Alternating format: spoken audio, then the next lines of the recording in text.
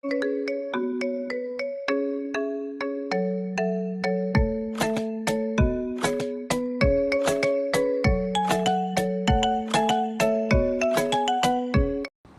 Friends, welcome back to my channel. ఈరోజు వచ్చేసి పూలేల కట్టుచారు అయితే చేస్తున్నాను. సో ఇది చాలా చాలా టేస్టీగా ఉంటుందండి. పూలేలకైతే మరీ టేస్టీగా ఉంటుంది కట్టుచారు.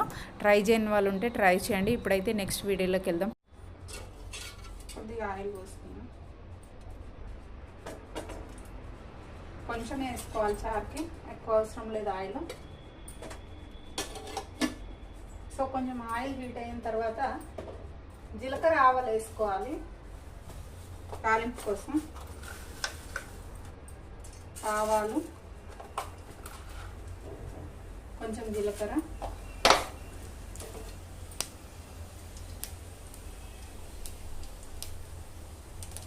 చిటపటలు ఆడుతున్నప్పుడు చూసారు కదా, మంచిగా ఫ్రై అవ్వాలి.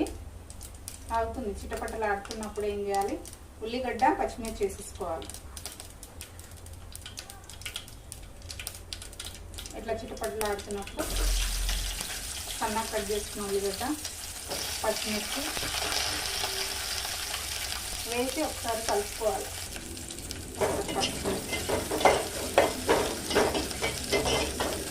కొంచెం లైట్గా ఫ్రై అయితే సరిపోతుంది.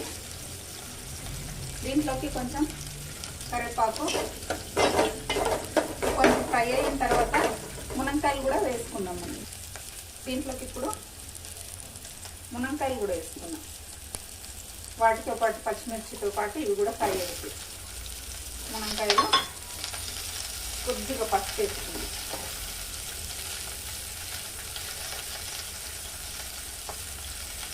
వేసుకొని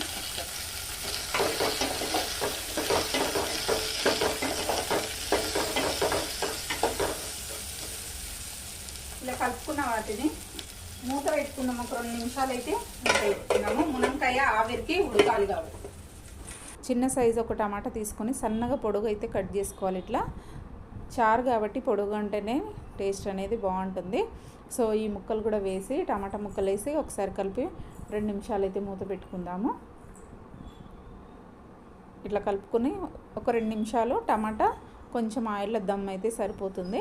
సో ఇప్పుడు మూత తీసి అయితే నేను ఒక చిన్న గ్లాస్ వాటర్ అయితే పోసుకుంటున్నాను. సో మునక్కాయ ఉడకడం కోసం ఫస్ట్ వాటర్ పోసి ఉడకబెట్టుకోవాలి. డైరెక్ట్ పులుసు పోస్తే ఏమవుతుందంటే పులుపుకి ముడక అనేది ఉడకదు. సో అందుకోసమని కొంచెం వాటర్ పోసి ఉడకబెడుతున్నాను ఫస్టే నేను. ఇప్పుడు రుచికి సరిపడైతే ఉప్పు వేసుకుందాము. మరొకసారి కలిపి ఒక 2 నిమిషాలు అయితే మూత పెట్టేసుకొని మునక్కాయలు ఉడికేదాకా అయితే ఉంచుకుందాము. సో 2 నిమిషాలు మూత పెట్టుకున్న తర్వాత ఇప్పుడు తీసి అయితే చూద్దాము. చూసారు కదా, మునక్కాయలు బాగా ఉడికిపోయేవి. ఇప్పుడు చింతపండు రసం అయితే పోస్తున్నాను. చింతపండు రసము పోసుకున్న తర్వాత చారు ఎంత కావాలో క్వాంటిటీని బట్టి వాటర్ అయితే పోసుకోవాలి. నేనైతే ఒక చెంబు వాటర్ అయితే పోస్తున్నాను. చూసారు కదా, ఒక చెంబు వాటర్ పోసుకొని బాగా మసలనివ్వాలి. ఈ క్వాంటిటీ సరిపోతుంది నాకు, ఎందుకంటే పుల్లగా ఉంది మాది కాబట్టి నేను ఒక చెంబు వాటర్ పోసాను. ఇట్లా బాగా మసులుతున్నప్పుడు కట్టుచారు, వంపుకున్న కట్టుచారు అయితే ఉంటుంది కదా, సో నేను అదైతే పోసేస్తున్నాను. ఇది కూడా పోసుకున్న తర్వాత కొంచెం ఒక 2 ఉడుకులు ఉడికితే సరిపోతుంది.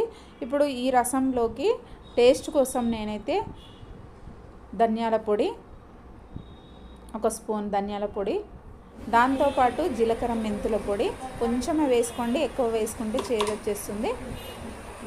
ఇలా వేసుకున్న తర్వాత కలుపుకోవాలి. ఇట్లా ఒకసారి కలుపుకొని 2 నిమిషాలు అయితే ఉడకబెట్టుకుంటే సరిపోతుంది. ఒక పొంగొచ్చేదాకా అయితే ఉడకబెట్టుకోవాలి. మనకు చింతపండు స్మెల్ పోయింది అనుకున్నప్పుడే కట్చారు పోయాలి. చూసారు కదా, మంచిగా ఉడికిపోయిందండి. ఇది పోలేలకైతే చాలా సూపర్గా ఉంటుంది. అందరు పాలతో కానీ నెయ్యితో కానీ ట్రై చేసి ఉంటారు. కట్చారుతో ట్రై చేయండి, సూపర్ టేస్ట్ ఉంటుంది. సో ఫైనల్గా కొంచెం కొత్తిమీర కూడా వేసుకోండి. ఈ వీడియో కనుక మీకు నచ్చినట్లయితే లైక్ చేయండి, షేర్ చేయండి. అలాగే ఫస్ట్ టైం చూస్తున్న వాళ్ళు మా ఛానల్ సబ్స్క్రైబ్ అయితే చేసుకోండి.